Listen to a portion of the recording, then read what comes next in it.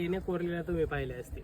त्या लेण्यांचं खोदकाम 2000 वर्षापूर्वी सातवाहन काळामध्ये झालेलं आहे. चंद्र सातकर्णी, इंद्र सातकर्णी, गौतमीपुत्र सातकर्णी हे जे काय पराक्रमी सातवाहन राजे होते, त्या सातवाहन राजांच्या कालावधीमध्ये लेण्या खोदलेल्या आहेत. त्या लेण्यांमध्ये विहार आणि चैत्यगृह असतात. विहार म्हणजे बौद्ध भिक्खूंना राहण्यासाठीच्या खोल्या, आणि चैत्यगृह म्हणजे ज्याच्यामध्ये स्तूप कोरलेला असतो, जो भगवान गौतम बुद्धांचं प्रतीक म्हणून मानला जातो. तर जवळपास अशा 78 लेण्या आहेत. त्या लेण्यांसमोर छोट्या छोट्या पाण्याच्या टाक्या आहेत. तसंच किल्ल्यावर येत आणि तुम्ही बऱ्याच पाण्याच्या टाक्या पाहिल्या असतील, तर जवळपास अशा 60 पाण्याच्या टाक्या आहेत. फक्त ज्या वरच्या पाण्याच्या टाक्या आहेत ना, ते यादव काळात आणि बहमनी काळात 12व्या आणि 15व्या शतकामध्ये खोदलेल्या आहेत. बाकी सगळ्या ह्या लहान टाक्या ज्या आहेत ना लेण्यांसमोरच्या, त्या सातवाहन काळामध्ये खोदलेल्या आहेत. त्या सातवाहनांच्या नंतर शिवनेरी किल्ला आभीर, शिंद, शिलाहार, राष्ट्रकूट, यादव, चालुक्य अशा बऱ्याच राजसत्तांच्या ताब्यात होता. पण 1347 नंतर तो बहमनी साम्राज्याच्या ताब्यात गेल्यावर मलिक अहमद नावाचा जो बहमनीचा सरदार होता, त्यांनी 1463 ते 1482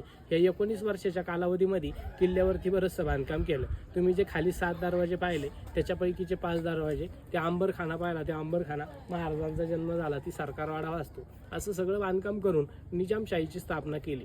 तर 1636 पर्यंत अहमदनगरच्या निजामशाहीकडे किल्ला होता. 1636 ते 1757 पर्यंत दिल्लीच्या मुघलांकडे किल्ला होता. 1757 ते 1818 पर्यंत पुण्याच्या पेशव्यांकडे किल्ला होता.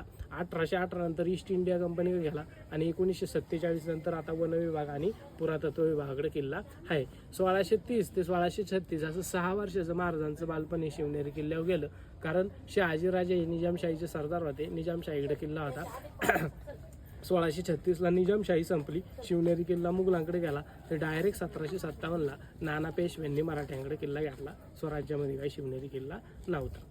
किल्ल्यावर येताना तुम्ही जे काय 7 दरवाजे पाहिले, त्याच्यापैकीचा पहिला मुख्य दरवाजा, शिवाई देवीचा दरवाजा, शिवाई देवीचं मंदिर, याचं जे बांधकाम आहे ते उत्तर पेशवाईच्या काळामध्ये झालेलं आहे. म्हणजे सातवाहन काळापासून त्या लेणीमध्ये देवी आहे, परंतु मंदिर, सभा मंडप वगैरे हे जे काय बांधकाम आहे, म्हणजे सातवाहन 2000 वर्षापूर्वीचा गौतमीपुत्र सातकर्णी वगैरे सातवाहन राजे, पैठणी त्यांची राजधानी होती.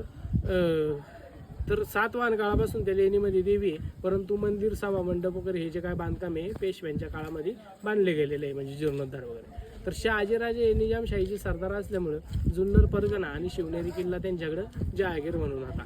शहाजीराजे आणि जिजाऊ यांना एकूण 6 मुलं झाली, असा उल्लेख शिवभारत ग्रंथाच्या 6व्या अध्यायामध्ये येतो. म्हणजे पहिला संभाजी, त्याच्यानंतर 4 मुलं आणि 6वे छत्रपती शिवराय. महाराजांच्या मोठ्या भावाचं नाव पण संभाजी होतं आणि मुलाचं नाव पण संभाजी होतं. त्या पहिल्या संभाजीचं लग्न ह्या किल्ल्याचे त्यावेळेचे जे किल्लेदार होते सिदोजी विश्वासराज म्हणून, त्यांची मुलगी जयंती बरोबर झालेलं होतं. म्हणजे ते शहाजीराजांची व्याही होते. त्यामुळं जिजामाता ज्यावेळेस शिवरायांच्या वेळेस गरोदर होत्या, त्यावेळेला सुरक्षेसाठी म्हणून इथं किल्ल्यावर त्यांना ठेवण्यात आलं.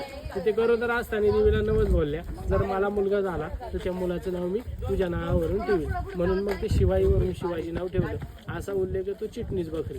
तर शिवभारत ग्रंथामध्ये असा उल्लेख येतो की शिवनेरी किल्ल्यावर त्या पुरुषश्रेष्ठाचा जन्म झाला म्हणून त्याचं शिवाचं नाव ठेवण्यात आलं. बाकीचे जे दरवाजे आहेत, कुलूप दरवाजा, मेना दरवाजा वगैरे, हे दरवाजे बहमनी काळातच 15व्या शतकामध्ये बांधलेले.